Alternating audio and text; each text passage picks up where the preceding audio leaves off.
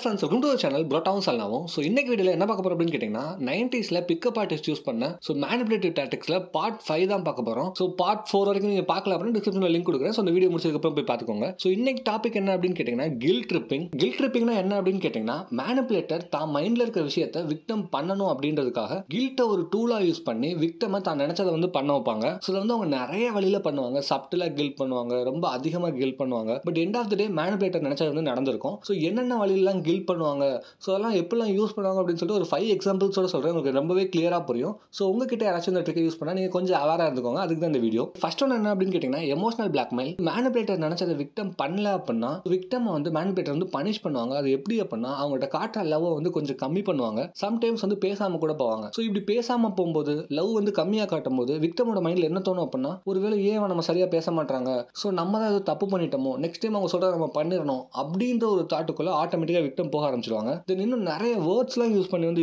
இது பண்ணுவாங்க. என்ன அப்படின்னா என்ன உண்மையிலே லவ் பண்ணி அதெல்லாம் பண்ணியிருக்க மாட்டேன் அப்படின்ற மாதிரி கில்ட் பண்ணுவாங்க.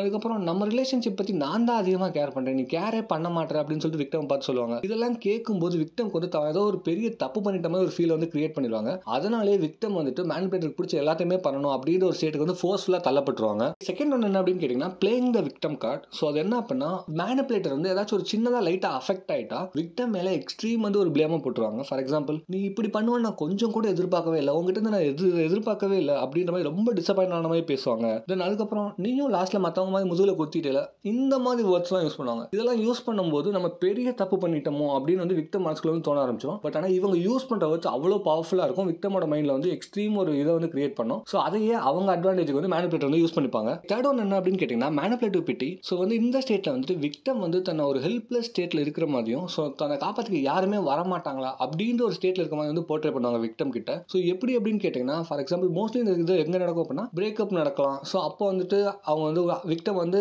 நீ வேணான்னு சொல்லி ஏதாச்சும் ஒரு வார்த்தை சொல்லிக்கலாம். ஸோ அப்போ இந்த மாதிரி பவர்ஃபுல் வேர்ட்ஸ்லாம் யூஸ் பண்ணி அகைன் வந்து ரிலேஷன்ஷிப் வந்து பேட்சப் பண்ண வந்து ட்ரை பண்ணுவாங்க. ஸோ நீ இல்லாமல் நான் என்ன பண்ண போறேன்னு தெரியல, ஸோ நான் எல்லாத்தையுமே இழந்துட்டு தனியாக நிற்கிறேன், என்னை புரிஞ்சுக்கிட்ட ஒரே பர்சன் நீ தான், நீயும் இப்படி பண்ணுறியே அப்படின்ற மாதிரி வேர்ட்ஸ்லாம் யூஸ் பண்ணி விக்டமை ரொம்ப கில்ட் பண்ணுவாங்க. ஸோ விக்டமோட மைண்ட்லேயும் ஓகே இவனுக்கு இருக்க ஒரே சப்போர்ட் நம்ம தான், ஸோ நம்ம தான் அவனை பார்த்துக்கணும் அப்படின்ற ஒரு மைண்ட் செட் வந்து விக்டம்க்கு வந்து வந்துடும். ஸோ அதனால விக்டம் அகைன் போயிட்டு பேட்சப் ட்ரை பண்ணுவாங்க. ஃபோர்த் ஒன் என்ன அப்படின்னு கேட்டிங்கன்னா எக்ஸாக்ரேட்டிங் சாக்ரிஃபைசஸ். மேனிபுலேட்டர் பண்ண ஒரு சின்ன விஷயத்தை வந்து சொல்லி காமிச்சு நீ வந்து எனக்கு கடன் பட்டிருக்க அப்படின்ற மாதிரி இன்டெரக்டாக வந்து சொல்லுவாங்க. ஃபார் எக்ஸாம்பிள் சொல்லணும்னா நான் உனக்காக இவ்வளோ விஷயம் பண்ணியிருக்கேன், பட் ஆனால் நீ எனக்காக ஒன்று கூட பண்ணதில்லை அப்படின்னு சொல்லிட்டு தான் நினைச்ச விஷயத்தை வந்து சாதிச்சுப்பாங்க. அடுத்து என்ன பண்ணுவாங்க அப்படின்னா ஸோ நான் உனக்காக எல்லாமே பண்ணியிருக்கேன், ஆனால் நீ லாஸ்ட்ல என்ன விட்டு போகணும்னு சொல்றியே அப்படின்ற மாதிரி. பட் நல்லா நோட் பண்ணி பார்த்தா எதுவுமே பண்ணியிருக்க மாட்டாங்க. பட் அவங்க பண்ண ஒரு சின்ன விஷயத்தை பெருசாக போர்ட்ரே பண்ணி ஸோ விக்டம் மைண்டில் ஆமா இவங்க நமக்காக நிறைய விஷயம் பண்ணியிருக்காங்க அப்படின்ற ஒரு ஃபீலை வந்து கொண்டு வர வச்சிருவாங்க. ஃபிஃப்த் ஒன் ஸோ ஒரு கில்ட்டை வந்து ஒரு லெவரேஜாக வந்து யூஸ் பண்ணிப்பாங்க. ஸோ தான் நினைச்சது நடக்கணுன்றதுக்காக. எக்ஸாம்பிள் சொல்லணும் அப்படின்னா நீ என் கூட வரலைனாலும் பரவாயில்ல,